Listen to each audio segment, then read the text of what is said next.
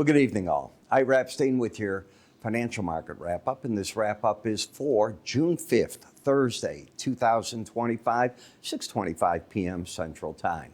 So it was an interesting day. Let's go to the day's news that we saw today and a bit of what's coming tomorrow. You're going to get the non-farm payrolls data in the morning. It's at 7:30. All eyes are going to be on it. The market is looking for data to start showing weakness. And you're seeing that in how the markets are reacting. That doesn't mean it will happen. I'm still looking for good jobs growth, but not as big as it's been. I'm certainly not looking for the 160,000 new jobs that we've been getting. It could be a 1.25 area where the estimates are fitting in. The market's also looking for about a 4.2% unemployment rate. Federal Reserve's going to release U.S. consumer credit at 2 o'clock.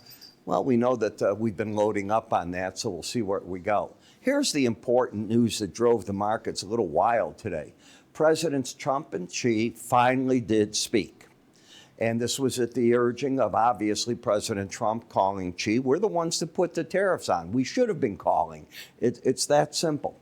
And they've agreed to have their teams re-engage. They've agreed to invite each other to each other's country. It is the first time that they've spoken since the second term began for President Trump. German Chancellor Merz was in the Oval Office today talking trade with the president. He did a phenomenal job. He understood what not to do. He understood the goading that he was going to get from the president, fell into none of those traps. I was really impressed with how he handled it all, did a great job. Our trade deficit dropped about 10%, and that's because imports from abroad with these tariffs, they're down sharply. But remember, we front-loaded. Our businesses in America bought ahead of time. Canadian tariffs were down about 10% for the month. And the good news is, very discreetly, word is that Mark Carney, the Prime Minister of Canada, and President Trump are in discussions about trade, about the countries. I hate what has gone on between the United States and Canada.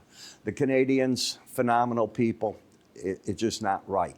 And again, I'm going to repeat, you haven't heard a word from Ms. Scheinbaum in Mexico. She is staying ultra long key, low key, and I am positive that her teams are also talking. Remember, the key dates are right in front of us where the tariffs in July are going to shoot up unless the plans that have come into the trade teams and the president are said to be close enough where they extend those out until the memorandums are done and they don't increase them. That's the best case scenario that I think you're going to get. We only have one deal done with the United Kingdom. That's it. All right. So when you looked at the markets today, it was a trading day. So this was a day where it was hit and run. If you use pivot points, it was probably one of those days that you enjoyed using them because you were everywhere in the market. Now, I think it's dangerous to take on much of a position tonight in front of whatever that jobs report is going to show. It's not only the numbers, it's how the market reacts to the numbers. So that's the wild card. Energy prices stable in front of everything. Keep your eye on that gas. If you get a spat of hot weather, the market probably takes off to the upside and forms a trade bottom. Haven't had it yet. Word is that it's going to set in, especially in Chicago, which we're not the whole United States, but we're going into the high 80s starting on Wednesday of next week for quite a few days. We have been running 50, 45 degrees at night, so it's been unusually cool. That will change. You can see tonight you're pretty stable in the stock indices, which I'd expect. You know that silver has gained on gold dramatically. I think I'm going to do my next report on silver, and I think I'll do it tomorrow, my special report. If I have time, that's what I'll do. Remember, I still run a brokerage company. When you take a look at how this market is doing through here, we are looking at a dollar that doesn't want to, so far, drop that other 100 points to get under the most recent lows.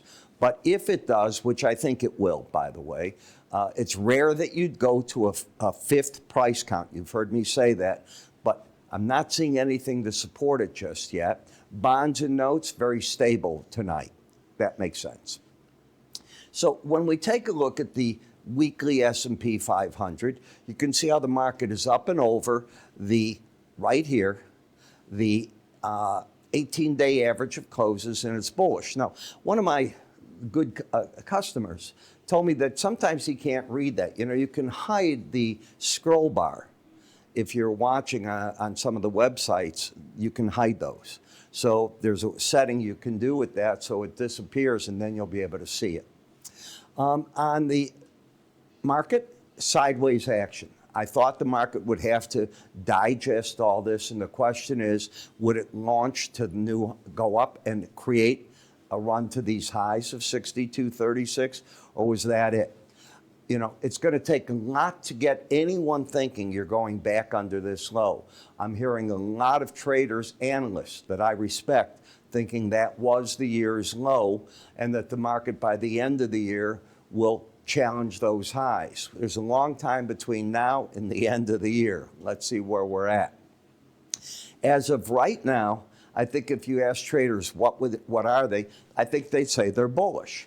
I think they'd say they're respecting the 18-day average of closes in red. The 200-day average is right with it.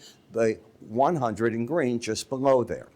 I think that they agree with me, and I keep teaching you and trying to teach you how to use Bollinger Bands. This is not where I teach it. I teach it in the charting course at iraepstein.com courses. And it's neat to know the night before, the week before, where the resistance is going to be in a market, where the support's going to be, and how you handle it. And you get a leg up, in my opinion, if you understand that.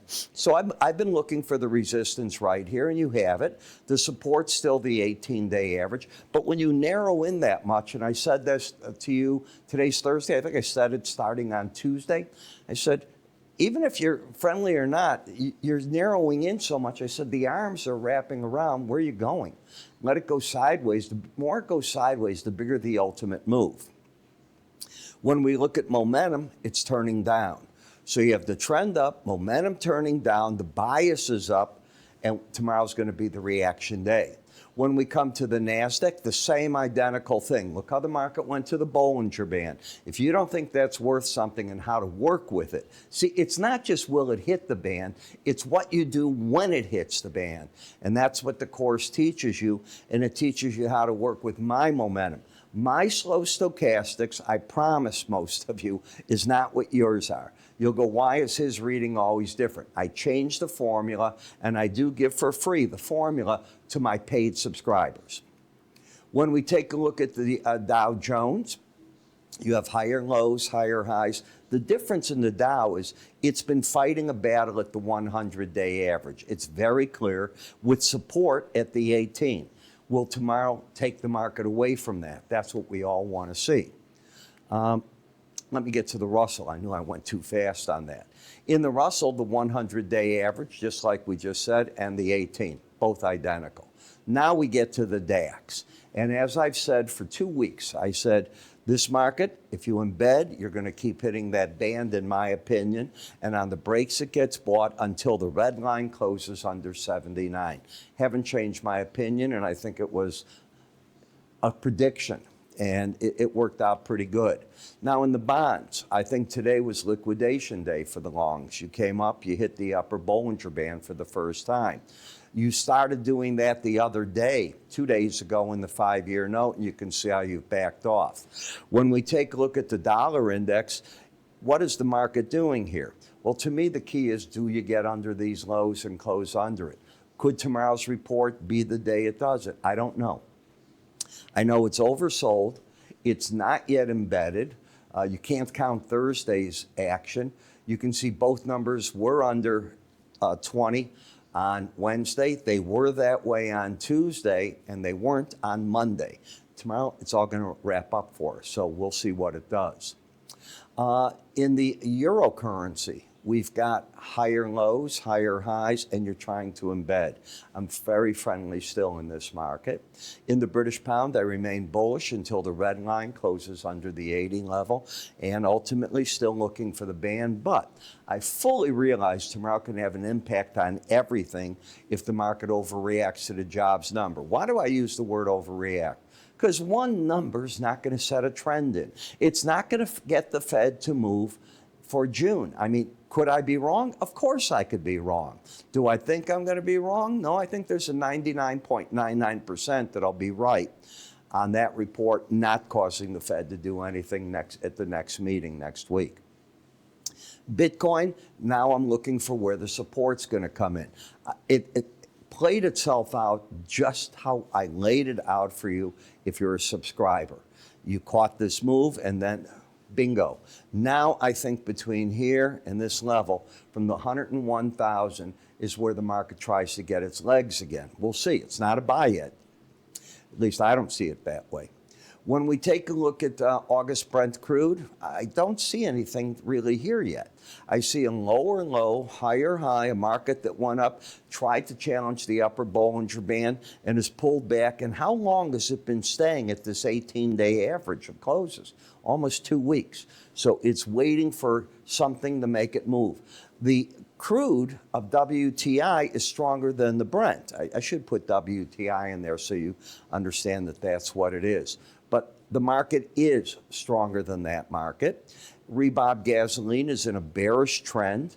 Now, if you take out the highs, I think they were the highs of this week right here, that could change the trend of this market to the upside. Until that's done, expect to see resistance 207.70. And in natural gas, I don't mind telling you, I told my clients today, and they're out. They were short, they're out. I said, let's wait and see what the weekend weather forecast looks like here. You're caught at this 18-day average, and I hate when that occurs. It can go any which way on you, just like that. So, as you heard me start with this, I said pivot points. It teaches you the way to look at the previous day. It sets up 5 numbers on pivot points. So what it's going to look like, that's why we drew it like that, because you're going to be able to see how the video comes in, and you'll see the resistance support zones. Most of you have this is in your charting software if you're not using ours. It's very popular. It's been a mainstay. And it looks just like that. My mistake, I hit the wrong button here. But you're going to see above the market resistance points that I put out in the red, resistance, and underneath the market support points that will come in under it. And you watch it, this next one will be there. I'm just showing you the formula. And we'll put those down here. Now, some people use more than 2 above and 2 below. I've seen an FX trade where you can go 5. So you have to decide how you want to use it, but I tie it together for you with slow stochastics. And obviously, my slow stochastics, when you look at my charts, they are not the ones that you have. They look different. So how do you get all this? It's simple. You go to iraepstein.com. When you go there, just go to free offers. The icons will be up here. You take it from there. I'm Ira. You have yourself a great evening. I'll catch up with you in the morning and then the other videos tonight. Be good now.